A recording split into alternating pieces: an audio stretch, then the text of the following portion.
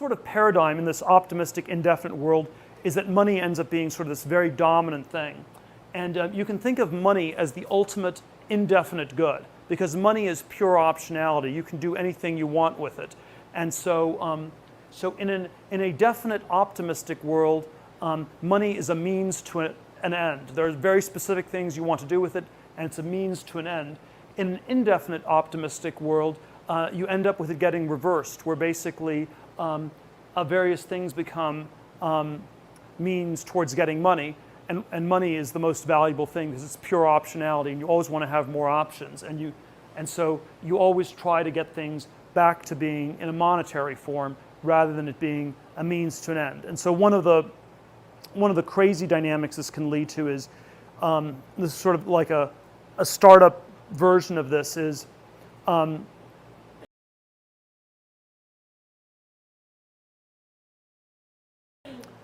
you have a company, you sell the company, you start a startup, you sell the company, you make money. What do you do with the money? You don't know because you have no ideas.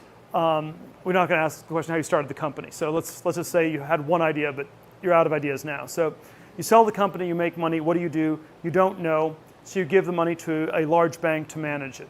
What does the bank do? It does not know what to do with it, but it knows because you don't have ideas, you're always supposed to diversify. So it gives the money to a large number of institutional investors. What do each of the investors do? They don't know what to do with it, so they invest it in a large portfolio of stocks. It has to be well diversified because if they put too much money in any single company, that would suggest they had convictions and ideas, and we can't have that because we know the future is fundamentally indefinite. And then what do each of the companies do? They don't really know what to do with it either, but they just try to generate more cash flows. And one of the upshots of it is that eventually the interest rates you earn on money go lower and lower because people have no idea what to do with it. The money builds up, but people can't figure out what to do with it. And this is the real interest rate, which is the amount of interest you earn after inflation. It's now less than 0% on a 10-year TIPS bond, which is a way you can measure your expected returns after inflation. And that's, I think, sort of what logically happens when you have a buildup of money and people no longer have any ideas of what to do with it. So I think this need to go back towards a definite optimistic future in all these different areas is sort of